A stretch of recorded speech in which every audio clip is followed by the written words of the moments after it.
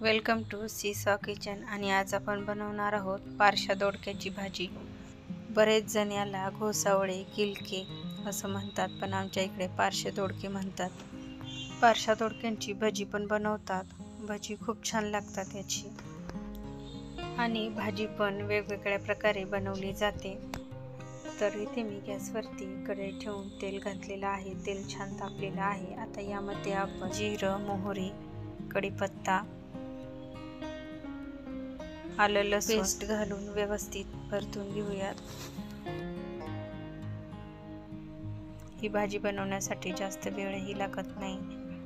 आणि आता एक मोठा टोमॅटो घेतला होता, तो बारीक कट करून घेतलेला आहे. टोमॅटो व्यवस्थित परतून घेऊयात. टोमॅटो छान परतून झालेला आहे. आता त्यामध्ये आपण कट केलेले पारशे दोडके घातलेले आहेत. आणि आता तळाला चिकटू नये म्हणून थोडंसं आपण परतून यामध्ये हळद आणि मीठ घालून हळद आणि मिठामध्येच आपण व्यवस्थित परतून घेऊयात. पारशे दोडके ही एक सहज पचणारी फळभाजी आहे, त्यामुळे आपण पेशंटला सुद्धा देऊ शकतो. पारशा दोडक्यांना ब्लड प्युरिफायर मानले जाते, म्हणजेच शरीरातले विषारी घटक बाहेर टाकण्यास मदत करते आणि त्यामुळे आपली त्वचा टवटवीत राहते. त्यामुळे जेव्हा केव्हा या भाज्यांचं सीझन असेल तर आठवड्यातून एकदा तरी ही भाजी खाल्ली पाहिजे आणि लहान मुलांनाही आवर्जून द्यायला पाहिजे. आता तेलामध्ये व्यवस्थित परतून झाल्यानंतर यामध्ये आपण घातलेला आहे 1 चमचा लाल तिखट आणि अर्धा चमचा यामध्ये मी येसर घातलेला आहे, पण तो एकदम ऑप्शनल आहे, नाही घातला तरीही चालेल. आणि आता शेंगदाणे आणि खोबरं एकत्र समप्रमाणात घेऊन मी त्याचा कूट बनवलेला आहे, तर तो मी छोटी 1 वाटी घातलेला आहे.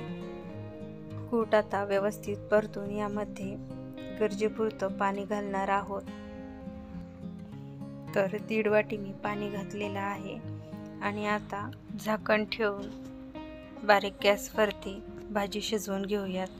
भाजीमध्ये आपण कुठल्याही मसाल्याचा वापर केलेला नाही, तरी ही भाजी चवीला खूप छान लागते. तर मस्त अशी पारशे दोडके, गिलके किंवा घोसावळे काही म्हणू शकता, त्याची भाजी तयार आहे. मस्त हेल्दी अशी भाजी आहे आणि बनवण्यासाठी पण खूप इझी आहे. आणि ही भाजी तुम्ही टिफिनलाही बनवून देऊ शकता.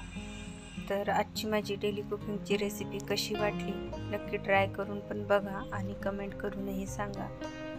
जर तुम्हाला माझी आजची रेसिपी आवडली असेल तर लाईक, शेअर, सबस्क्राईब करायला विसरू नका. भेटूया अशाच एका नवीन रेसिपी बरोबर. तोपर्यंत बाय बाय.